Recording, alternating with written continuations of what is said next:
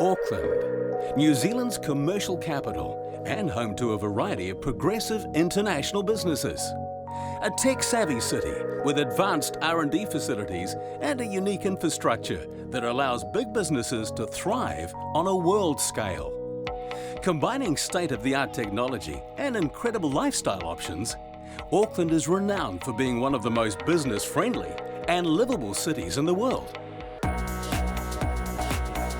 We chose Auckland very carefully because it has great access to strong port structures to enable us to ship products both into New Zealand but also out of New Zealand. Great shipping, export to the rest of the world. The time zones aren't too difficult. Our largest market, America, is only sort of 4 to 6 hours difference. Only 4 hours between New Zealand and China and many other Asian countries.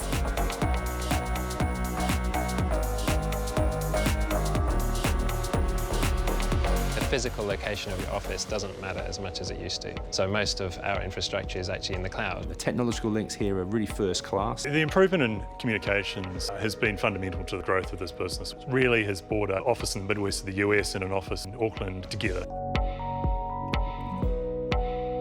There's a lot of great tech companies already in Auckland, so that skill base is huge. Ideas are the new currency, and there's no shortage of great ideas and great people here in Auckland. The research innovation, I think, is world class. New Zealanders do have this innovative attitude and that can-do attitude. It's a powerful combination.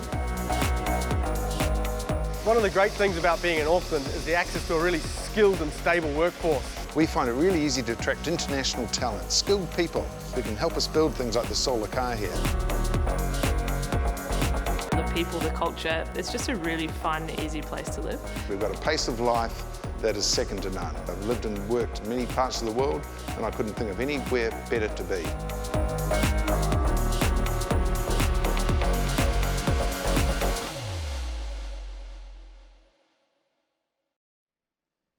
E ngā mana, e ngā reo, e ro rangatira mā, tēnā koutou, tēnā koutou, tēnā koutou katoa.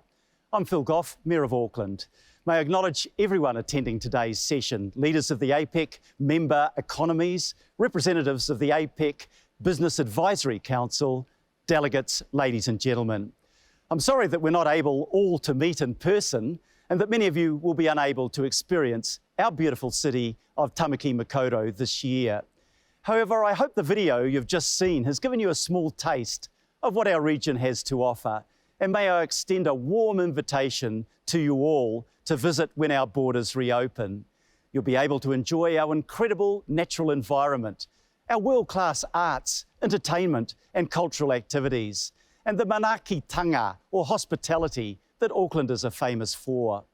In Aotearoa, New Zealand, we've been fortunate until recently to enjoy long periods without restrictions within our borders. And we're able to go about our life very much as usual, with all the health, economic and social benefits that entailed. However, the recent outbreak of the highly infectious Delta variant of the disease has forced us back into strict restrictions, which are only now beginning to ease with the successful rollout of our vaccine program, with over 92% of our city's people having received their first dose. Auckland, as New Zealand's global city and our gateway to the world, has carried the burden of extended restrictions and lockdowns, both economically and socially. APEC 2021 and the CEO Summit provides opportunities to discuss our pathway back to normality, both for New Zealand and the wider APEC group, and to consider how we can take advantage of the opportunities that this crisis has presented us and respond to future challenges. Joining us to discuss his own nation's response to the COVID-19 crisis is the President of Peru, José Pedro Castillo Terrones. It's my pleasure to introduce President Castillo and to welcome him to today's summit. Addressing the economic, social and health impacts of COVID-19 has been a major focus for President Castillo since he took office just over 3 months ago. I'm sure Peru's response to the crisis and the nation's path to recovery in a post-COVID world will offer much of interest to delegates and summit attendees today. Thank you, and please join with me in welcoming the President of Peru, José Pedro Castillo Terrones. Nō reira, tēnā koutou, tēnā koutou, tēnā tātou katoa.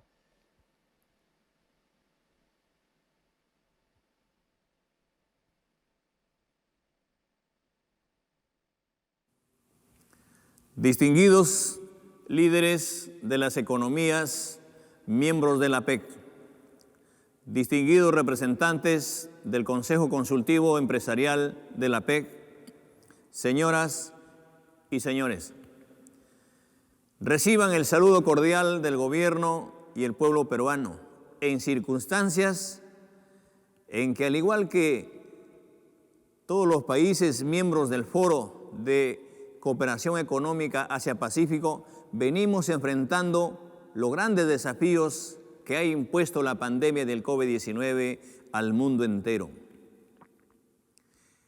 Esta es una crisis que no tiene precedentes en la historia, una crisis que posee impacto en la salud y la vida de nuestras poblaciones, también en la economía, el empleo, el comercio, la educación, el turismo y diversas actividades.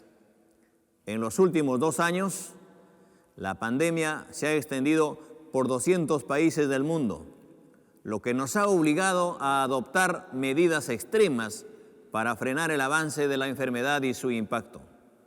Necesitamos contener al virus y las consecuencias económicas y sociales de la crisis a través de una respuesta sólida y conjunta. Como ustedes saben, asumí la conducción de mi país hace 3 meses en medio de una crisis sanitaria y económica que ha develado las falencias y las fracturas sociales. Si las brechas de desigualdad eran notorias antes de la pandemia, lo fueron aún más graves durante este último tiempo. Habrá espacio y tiempo para juzgar lo que se hizo o dejaron de hacer los gobiernos que nos antecedieron. Pero conscientes del desafío, implementamos un plan económico integral que utiliza todas las herramientas disponibles para minimizar el impacto de la pandemia en la economía y sobre todo en las poblaciones.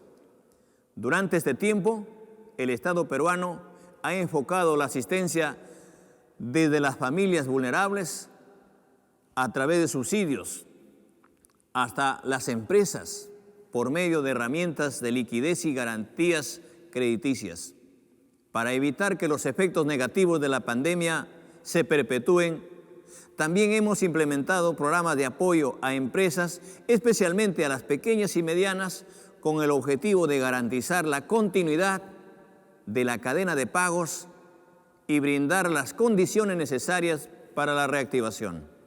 Hacia el futuro, se espera que la economía peruana continúe con su proceso de recuperación, habiendo mostrado un mejor desempeño en el último trimestre del presente año.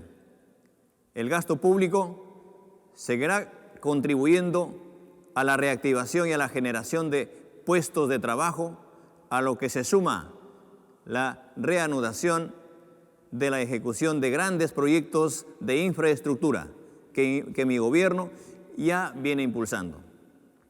La pandemia ha puesto de manifiesto el carácter compartido del esfuerzo para el fortalecimiento de la cooperación internacional. En esta línea, el Foro APEC se constituye como el espacio para coordinar medidas e identificar buenas prácticas de políticas públicas para enfrentar los complejos desafíos sanitarios y económicos. La COVID-19 ha tenido un fuerte impacto en las economías de la región del Asia-Pacífico y ha afectado a ciertos sectores de manera más marcada, como las micro, pequeñas y medianas empresas, a las mujeres en su diversidad, a los jóvenes, a los trabajadores dependientes e independientes, a las comunidades indígenas y nativas. Un gran porcentaje de nuestros ciudadanos trabajan en la economía informal y carecen de protección legal y de acceso adecuado al crédito, la tecnología, la capacitación y los mercados. En este sentido, el Perú ha propuesto que en la agenda de APEC se incluya la promoción de la transición de los agentes económicos del sector informal hacia la economía formal, con el fin de desarrollar estudios, investigaciones e intercambio de buenas prácticas que permitan enfrentar este tema en el Asia-Pacífico. Por ello, saludamos y reiteramos nuestro compromiso con las mujeres y el crecimiento inclusivo de APEC.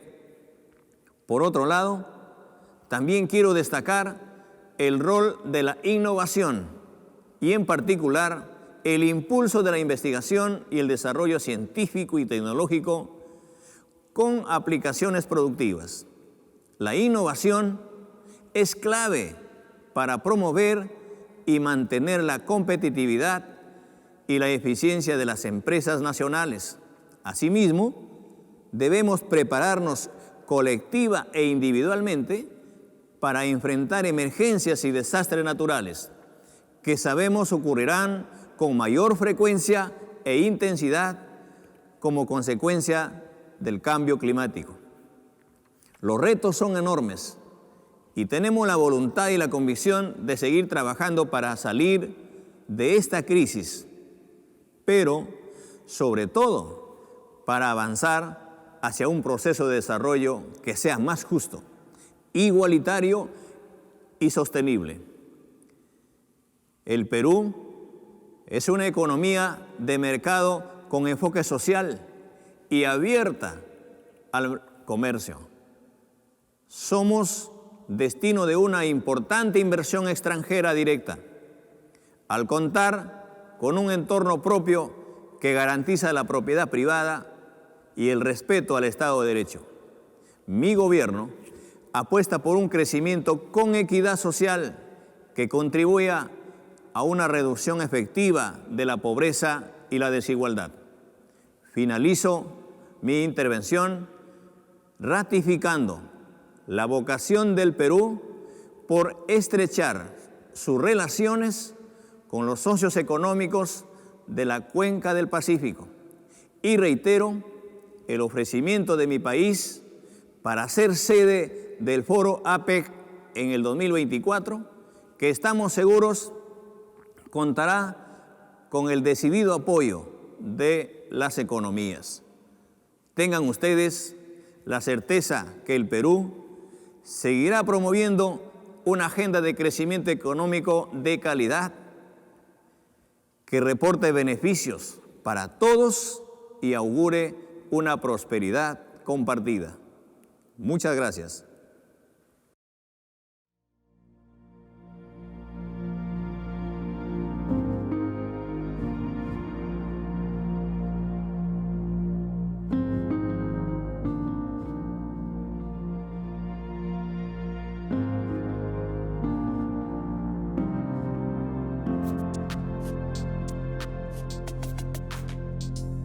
The Helix filter has been scientifically tested and developed to meet the highest standards of respiratory protection.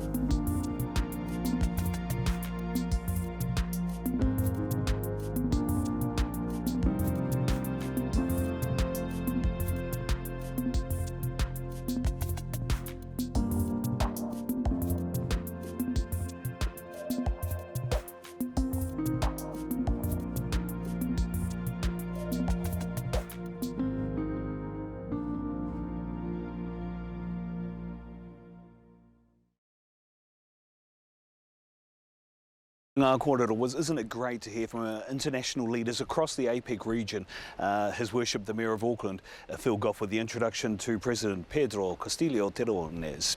We are continuing the conversation about the recovery of the world with and post COVID-19, and we now have a great interview planned for you next. And so for that, we will throw across the stage to Jack, who's over at our panel desk.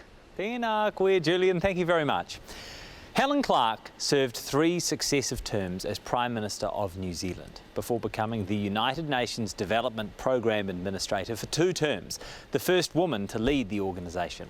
Recently, Helen Clark co-chaired the Independent Panel for Pandemic Preparedness and Response, which spent a year investigating the WHO's handling of the coronavirus outbreak. She briefed the United Nations on the panel's report in May of this year, and continues to work tirelessly to encourage a global response to the pandemic.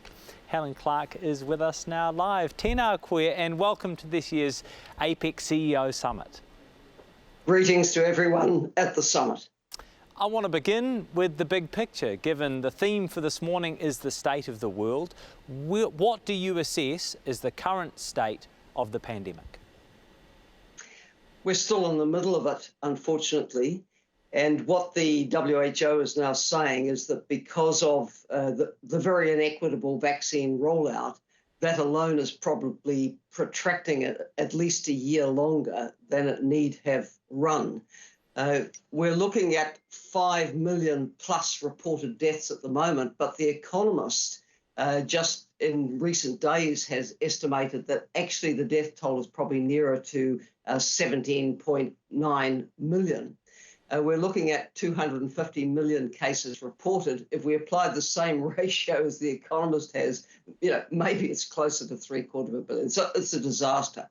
I think there's probably three reasons why we're still in the middle of it. One is very poor application of public health measures, both before vaccine and after. Secondly, of course, the inequitable vaccine rollout. And then thirdly, this horrific problem of fake news and misinformation. Africa has a rollout rate of the vaccine double dose of barely 6% at the moment. But some of the polling that's been done, reported in The Economist just in the last day, shows that in one West African country, Burkina Faso, 47% of people think that the virus was introduced by a foreign actor, and half the people think that Africans are being used as guinea pigs with the vaccine. So isn't it hard to get ahead when you have this kind of level of misinformation? Yeah, that really is a startling fact. Let's pause then and consider this, because so much of the conversation at the moment, certainly in developed economies, is about the recovery, the response to the pandemic, the next 12 to 18 months as we look to rebuild economies off the back of COVID-19. But what you are essentially saying is actually we are still in the middle of the pandemic response. Certainly when you look at this from a global perspective, is there a danger that developed economies and APEC economies run before they can walk? Yes, in essence. And here I think it's so important to underline that a vaccine-only strategy won't get us out of this. We've seen countries with really good vaccination rates, and let's instance Singapore, which has overall done very well managing the pandemic. But if you move from a number of public health controls to vaccine only, you do see vaccination rates rise. We've just seen it in Germany also, their great concern about this fourth wave. The United Kingdom, which again got to reasonable rates of vaccination, removed all controls, and now, deaths coming in at somewhere around 1,000 a day, 50,000 new cases. So, we're in the middle of this. And what I would say to the countries, and there are many around the Asia-Pacific rim who have been successful with vaccine rollouts, is that won't do it alone. You must be able to calibrate bringing back in or maintaining public health measures relevant to the epidemiological state of the pandemic in your country at the time. In New Zealand, as we know, we're grappling with how to emerge from, keep it out. It's very hard to keep Delta out. Everyone's wrestling with it. We have to move to other systems, but we also have to keep sensible public health controls. Okay, so you've talked about the public health controls, you've talked about the vaccine rollout, and there are perhaps obvious ways that APEC economies can support other economies that are perhaps a little bit behind comparatively in the COVID-19 response. But what about that third concern you raised? What could APEC economies do to help countries push back against fake news and misinformation? So, goodness knows, we all experience it in our countries. We see it from those who are, actually just against vaccination, but then they spread the concerns to those you might put in a hesitant category, which makes it harder to bring them forward to be part of the public health measures. I mean, don't we live in a crazy world where even wearing masks becomes a political issue in some countries? So I think for APEC authorities, the key thing is to have people who subpopulations trust bringing the message. You know, some countries enjoy higher trust of authorities than others, to put it as politely as I can. Not every country has high trust in its authorities, but every subpopulation has someone somewhere that they trust. It may not be the government, but it may be peers, it may be in the civil society, and it's bringing forward those voices of reason to provide information to groups who would otherwise be holding back the whole response. And can I say one more word on that? We often say during the pandemic, no one's safe till everyone's safe. And we often pitch that at the level of we're not really going to be safe in New Zealand or Canada or China or wherever unless everyone in the world's had the opportunity to have access to vaccines and therapeutics and so on. But within our own societies, we have left people behind, whether it's the homeless, the people who are using drugs, the extremely marginalised by poverty. And unless we can reach every single one of those groups, none of us is safe either. And to underline this, the longer pandemic is allowed to rip through societies, the worse risk we're at of more deadly, more transmissible variants like Delta emerging, evading vaccine barriers and complicating our problems. What has become evident throughout the pandemic response is that COVID-19 has highlighted the inequities within our respective societies.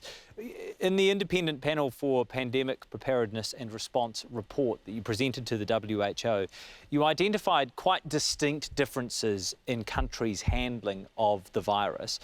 What lessons can the world take from the way in which New Zealand and other economies in the Asia-Pacific handle COVID-19? Well, the Asia-Pacific has a lot of good examples of handling it. And I think absolutely the zero-tolerance approach at that early stage and really right through to Delta has served countries pretty well, and it also bought time. We were buying time until we got vaccines, and vaccines are an important part of the answer. As I say, maintaining public support for sensible public health measures is a key part of the equation. So we have good lessons. I think what is important is that authorities do draw very heavily on scientific and public health advice. And there is debate in those communities always, of course, but the overwhelming consensus of the direction they give is pretty clear. I think what has been a problem is where there have been leaders who have distrusted science and caused cynicism about public health measures and even in some cases promoted fake news about the pandemic. So leaders playing it by the book, listening to the scientists, making it clear to their publics what is the information on which they are relying. Look, leaders aren't going to get everything right. This is a wicked problem of a kind which the world hasn't grappled with since 1918, when there wasn't social media around to complicate the responses. So we're always wise in hindsight. But 2 years ago, we knew nothing about this virus.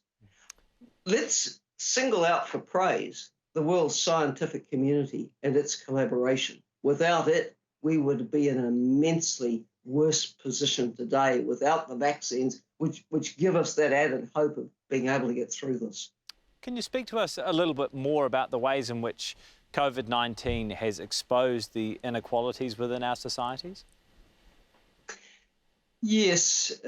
What we've found is where the public health response didn't get to the most marginalised corners, the pandemic has lingered on. And I mentioned Singapore earlier as an excellent example of a country that went up front with strong measures. But Where Singapore ran into some issues was that it has a very large migrant worker population living at a lower standard and less salubrious accommodation than is the average in Singapore. So the pandemic had a fresh lease of life last year with that.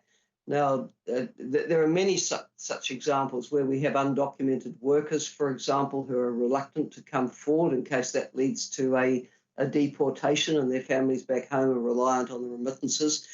In our own country, we have spoken about the pandemic getting into the gang and gang associate communities, but actually that's also been a bit of a euphemism for it getting among people who use drugs, who are also very fearful of authorities. And then you have those who are just so down to it, trying to survive day to day, even in high-income countries like New Zealand, where the messages aren't penetrating. And it's not necessarily that they're hesitant or resistant. Life is just plain tough. And so being able to have a response which works through people that are trusted by the most marginalised in societies is so critical. Talk to us a bit more about that. At this stage of the pandemic response, what do leaders need to do to ensure a more equitable and sustainable recovery?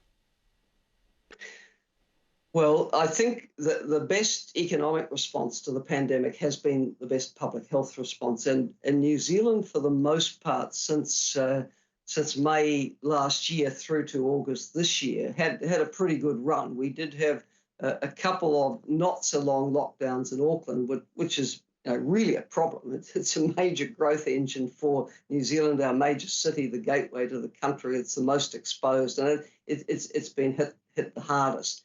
But in the end, we have also had a lot of good months over this last 22-month period. When the virus has been out and about. And that has enabled us to come through in better shape than would otherwise have been possible, and certainly in much better shape than the bleakest Treasury forecasts would have suggested. So get the public health right, that gives the confidence for people to spend. It enables people to get back to work faster. I think one of the highlights, if we're looking for bright lights out of this, is out of crisis always comes innovation. So much innovation and improvement in the way we work online, the way we do our business online, the way we have our contactless deliveries, our online shopping, servicing, whatever. Telemedicine, general practice, specialist practice in medicine, never be the same again. So, as I say, out of a crisis, not only innovation, but also we learn some lessons that are positive for the future, and that will drive further the digitisation of economies, which is so essential for productivity, growth and prosperity in this century. Heading into this pandemic, we knew that pandemics don't have passports. We knew that ensuring an equitable supply of vaccines would be the best way of trying to reduce the likelihood that more dangerous variants of the virus would develop. And yet many countries pursued a distinctly nationalistic response to COVID-19. What does that say about the role and the relevance of multilateralism and international organisations in 2021? Well, I think 2 points here. I mean, having sat in the hot seat as Prime Minister, you are very preoccupied by the needs of your own people, of course. And it is a balance. You're serving those needs, but you're also looking at the bigger picture. In New Zealand, we see the agony, for example, that Fiji has been through, and it would have been unconscionable of us not to ensure that support went there, or to the Cook Islands, which has remained COVID-free and now has an incredibly high rate of vaccination. So we've tried to do our bit in the region and globally. But what I would say about international institutions is the WHO went into this pandemic under-resourced and underpowered. When I say under-resourced, its annual budget is apparently about the level of one kind of large, New York hospital's annual budget. I mean, it's not good. And while the WHO hasn't got everything right, nor has anyone, and this is the worst public health crisis since 1918. So the concern now is to get it right, to empower WHO, but more broadly to put in place a global health architecture that would stand up for the future. And the panel that I co-chaired with the former president of Liberia, great people on it, we said you need a leader-level global health threats council that keeps the issue of preparedness and response on the front burner going forward, because this isn't going to be the last pandemic threat we face. The issue is whether we can make this the last pandemic, which we could if we did the right things. We've urged that there be a dedicated financing mechanism. Quite a lot of support around for that, and the United States has put $250 billion on the table to get it going. We think, as a panel, we need new legal instruments, a new framework convention negotiated under the WHO Constitution, and amendments to the international health regulations.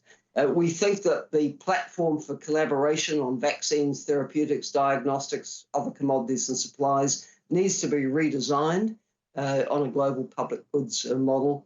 So there's lots of things we can do to strengthen multilateralism, but we went into it unprepared and underpowering our global health organisation. Are we going back to a place where business operates internationally in the same way that it did before the pandemic? No, the world will not be the same again. Now, there's some parts of that really I don't think we should lose any sleep over. For example, the vaccine passport. Look, I've been travelling to Africa for years. There's many countries I've had to show my yellow fever certificate in, and if I forgot it, I'd have to get an immunisation at the airport. So, why should we, quibble about having to show as we travel that we have an up-to-date vaccine status? Let's just accept that.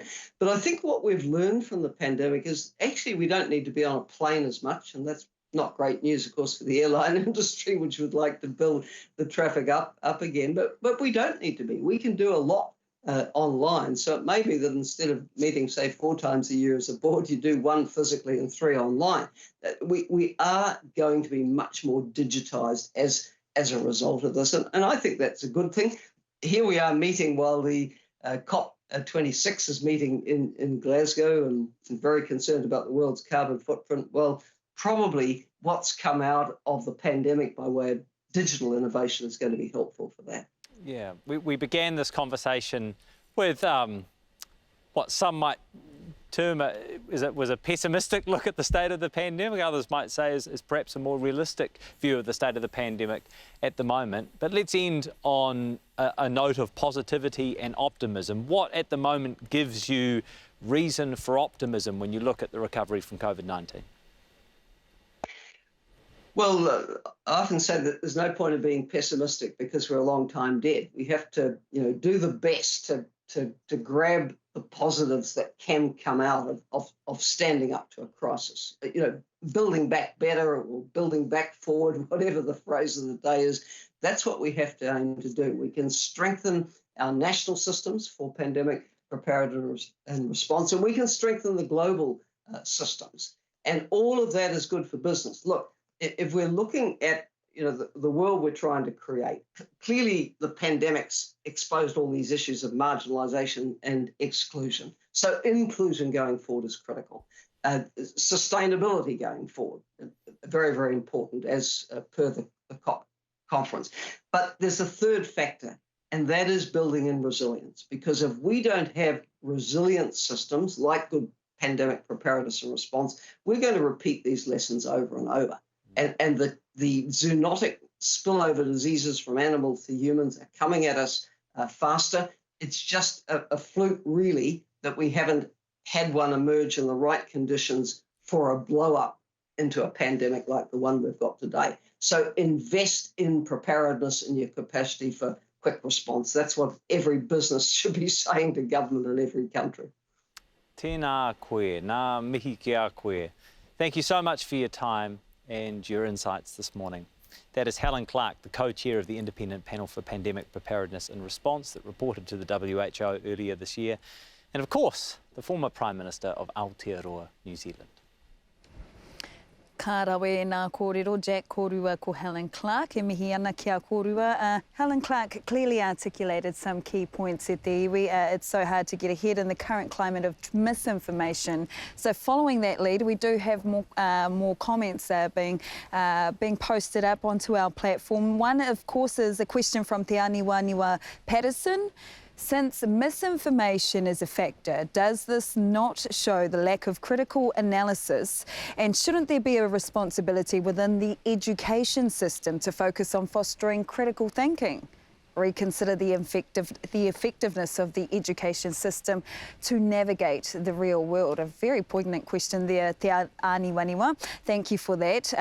Another comment is Helen Clark also emphasised that a COVID-only strategy will not get us out of this. People who have the trust must bring the message to their people, be it government, peers or others. But there is a silver lining to this pandemic as we are learning so much and being pushed to re-evaluate everything. Thank you for your comments and keep them coming.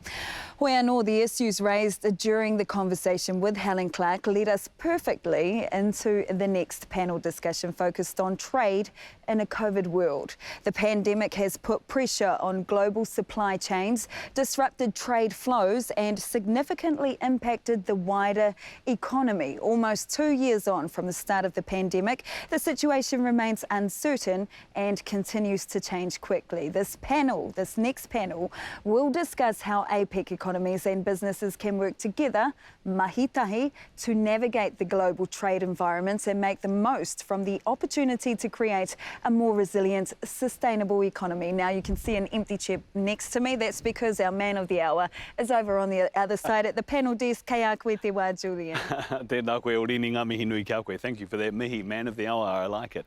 It's a real privilege to have our panel joining me now. So let's go to the introductions. I'm joined by Diane Wang, who is the founder, chair and CEO of DHgate in China. It's great to have Diane with us. DHgate leads cross-border e-commerce B2B marketplaces in China, which has engaged 2 million sellers and up to 36 million buyers up to 2020 last year. We're also joined from the US by Bob Brigada, President and Chief Operating Officer of Jacobs in the US, an international technical professional services firm and delivers solutions for a range of end markets. And also joining me here in Tāmaki, Makaurau, at our centre here is Fraser Winneray. He is the Chief Operating Officer of Fonterra, one of the world's leading dairy exporters, founded here in Aotearoa, New Zealand. Thank you all very much for joining us and for being a part of APEC Summit, APEC CEO Summit 2021. Diane, if I can start with you, how has the digital trade landscape transformed during the COVID-19 pandemic? Thank you, kia ora, Julian. This is quite an important topic in this pandemic. As we all experience, the pandemic has impacted all sectors seriously. International trade and cross-border e-commerce faced a vast impact, and we saw a steep downturn in global trade in goods. According to UNITED, international trade dropped by 9% in 2020. The inadequate traditional supply chain collapsed and further deteriorated world trade. But thanks to smart tech, such as ABC, AI, big data, and cloud, e-commerce and global supply chain have been evolving. It's provided customers with access to a significant variety of products conveniently and safely. It has enabled offline merchants with online channels to maintain operation despite contact restrictions. And most importantly, during the crisis, we found that those companies with access to e-commerce and digitalization can be able to survive and thrive. For example, sellers and partners of our platform have applied AI and big data, this kind of digital tools, proactively, sustaining their business growth during the pandemic. They've leveraged social marketing, such as live streaming to generate traffic, AI and big data to adjust product portfolios based on emerging consumer needs. And logistic companies have applied AI and big data to manage the traffic capacity digitally. We've also worked with banks to lend microloans through online channels to SMEs in a second, based on fintech. As a result, some of our seller sales increased by 4 times last year. Well, the companies without digitalization have been hit harder. They are at the crossroads. The choices we're going to make today will have consequences on gender equality, digital equality, and inclusive growth for decades to come. Julian. Thank you, Diane, and some very important notes that you've made there. Bob, if I can come to you now, the pandemic has been mentioned, has changed many things and also has changed trade in broad-reaching ways. How did you and your company, Jacobs in the US, move quickly to continue trade? Kia ora, Julian, and thank you for having me. Yes, we moved very quickly. You know, in the professional services world, we have 55,000 people located in 26 countries around the world, and it's almost like we had practiced. You know, no one ever prepares quite enough for something of this magnitude and this scale as a public health pandemic. But we were very quickly able to move our systems and our work processes into the cloud setting, get back into a safe environment in our homes, and continue to deliver valuable technical services, whether it be consultative or design or other types of scientific services remotely.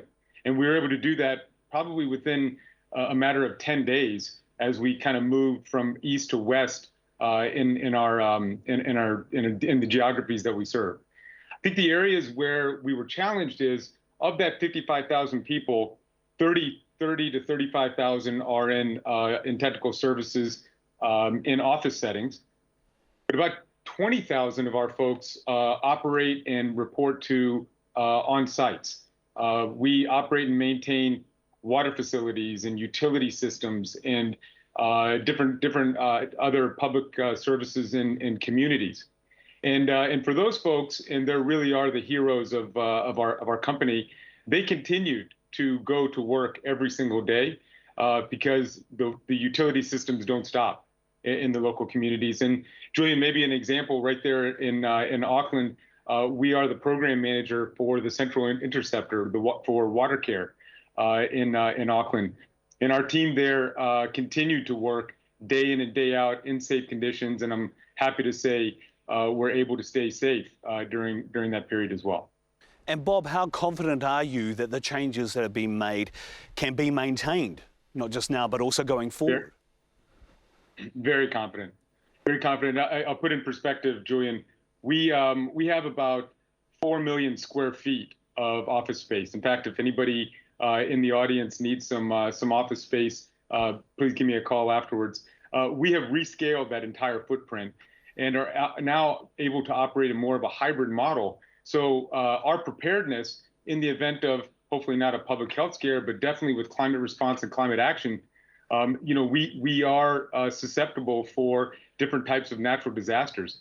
So our disaster recovery, disaster preparedness now is a part of our operating model as we move forward. And so it really has put us into kind of the next generation and future of work. Fraser, I'd like to bring you in now. What has been the ongoing impact? I mean, a lot of talk has been made around supply chains. What has been the ongoing impact of COVID-19 on supply chains? Yeah, well, supply chains have been a very dynamic environment because the shipping highways of the world have got slightly too much traffic on them, and we know what happens when you get slightly too much traffic on a motorway. It sort of jams up, and there's a lot of dynamic consequences to that.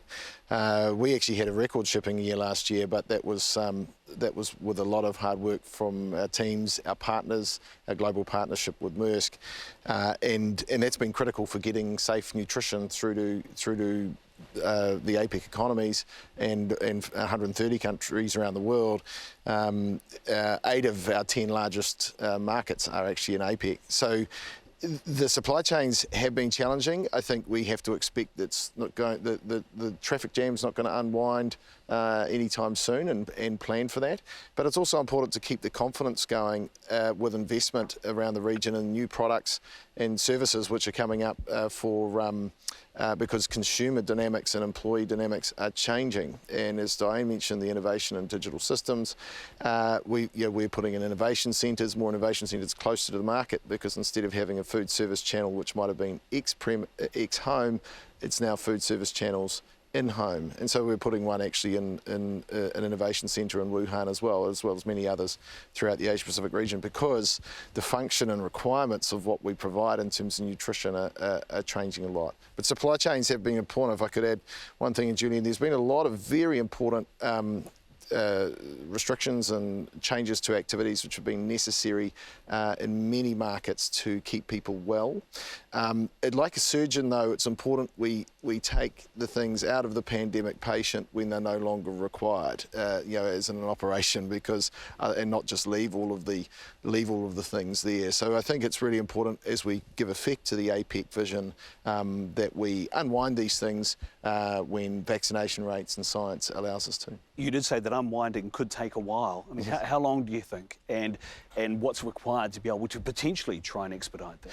Well, and just referring to the Honourable Helen Clark was talking about earlier, it will never kind of go back to December 2019. It is now a new place where we have conferences like this, where we can engage with Diane and Bob online, and it looks fantastic for an audience which actually isn't sitting alongside us. So it will never kind of go back there. There were comments around e-health and all of the other services which are going to change. And I think that's fantastic for the APEC economies, because it's kind of given a boost to a lot of those digital engagements and new ways of, ultimately lifting the well-being of APEC member economies, which is the purpose. Mm. Diane, how can, and there's been talk about small to medium enterprises a lot this morning from previous speakers, how can small to medium enterprises be empowered to navigate the global trade environment now and post the COVID-19 pandemic? Okay, I'm from the e-commerce industry, Julian, and I believe that the digital tool has never been more important. And this is the key for MISMIS to flourish in this post-pandemic era. Let me give you one example. Maria, a Texas-based Zumba instructor, quarantined and lost her income due to the virus. But she's been able to earn a living through MyShop, our social e-commerce digital tool. She's introduced Zumba leggings from our SaaS platform to her fans in Facebook group. Her fans place orders from her channels and would drop ship the products to their customers. And she can earn money from selling products through her private online community. She doesn't need to understand trade policies, operations, and logistics, but focus on Zumba skills and managing the network. There are tons of tools available in the market. Alike solutions can enable equal access to international trade and boost global trade to the next level. However, we also found that access to these tools is a big obstacle for many MISMIs and individuals. To change this, governments and businesses must collaborate to implement an efficient and timely global roadmap to help them. For example, governments should consider building a MISMI global value chain network. It can engage outstanding leaders and MISMIs worldwide to provide mentorship and best practices to help them to explore collaboration. Besides, many MISMIs fear the change due to a lack of knowledge. So we need to provide enough training and capacity building programs to gain their confidence. Thus, we call for building an e-learning alliance in APEC, providing the best capacity building training for free. And this requires a strong collaboration between the public and the private sectors. I hope our public and private sectors in this event today can work together in these recommendations, contributing our know-how and resources to promote digital transformation. Only working our talk can help to empower SMEs globally. Julian. Thank you, Diane. Bob, you deliver solutions, as you mentioned, to utilities, some of them in Tāmaki, Makaurau, which I didn't know, so thank you for that. But you'd also be, with the idea of an e-learning alliance across the APEC regions and collaboration in that form, would that be something that would appeal to the likes of your company in the US? Absolutely, absolutely. We have what's called our global delivery model. Not because we're not a global company because we have offices around the world. We're a global company because we use our global talent to deliver solutions locally. And e-learning across the APAC region specifically is critically important to our company. It was already in place prior to the pandemic, and the pandemic has accelerated that effort. I'll put it in perspective, and I'll take, for example, jobs that we execute that are actually physically located in the West, call it Europe and in the Americas. Almost 50% of those jobs have some element of folks that are sitting in India, Southeast Asia, Australia, New Zealand, and those are done daily. And with the pandemic and remote working, now that 50% that was pre-pandemic, that 50% is north of 80 today. And our clients have come along with us on our journey. We have global clients, some that are based centrally, some are distributed across state and local agencies across the world, and they've really opened up to this global delivery model as a result of the pandemic and access. And that's really the big thing for Jacobs is we have no intellectual property. Our intellectual property is our intellectual horsepower. It's us. We're our company's product. And so it's really, really, really important that we stay connected as a society, a global society. Fraser, Bob makes a really good point here. In fact, he's talking to a well-known Māori proverb that you know, which talks about how te menui o te ao, he tangata, he tangata, he tangata. What's the most important thing? It is people. So how important is people flow connection that Bob was just talking about there and people connections across the APEC region going forward now? Oh, they're essential, and now I think we can have even more cooperation and engagement because we've all learnt these new tricks of how to do these things remotely. But just come back to what Rachel Taulele, who was the chair of the ABAC, said. Our vision is that one day it will be as easy to work and do business in any one part of Asia Pacific as it is another, and for any business or entrepreneur, large or small, and I emphasise the inclusivity of those comments that Rachel was making as well. So I think the connections are important for lifting well-being because some people are particularly good at other things than others, and that's the purpose of trade. It's also important for helping all the member economies and the citizens of those member economies appreciate how much they have in common, which is far more than what they don't. And so those engagements, whether it's through learning, whether it's through commerce, whether it's just because there's a community which happens to be transnational that wants to talk to each other, it's fundamental. It's such a diverse region, APEC. It was so many different cultures and religions and governance styles, and that's what makes it so exciting when they can come together. You mentioned governance, yes. and leadership is at the core of that as well. So how important then is state leadership, the role that state leadership should have in supporting open trade?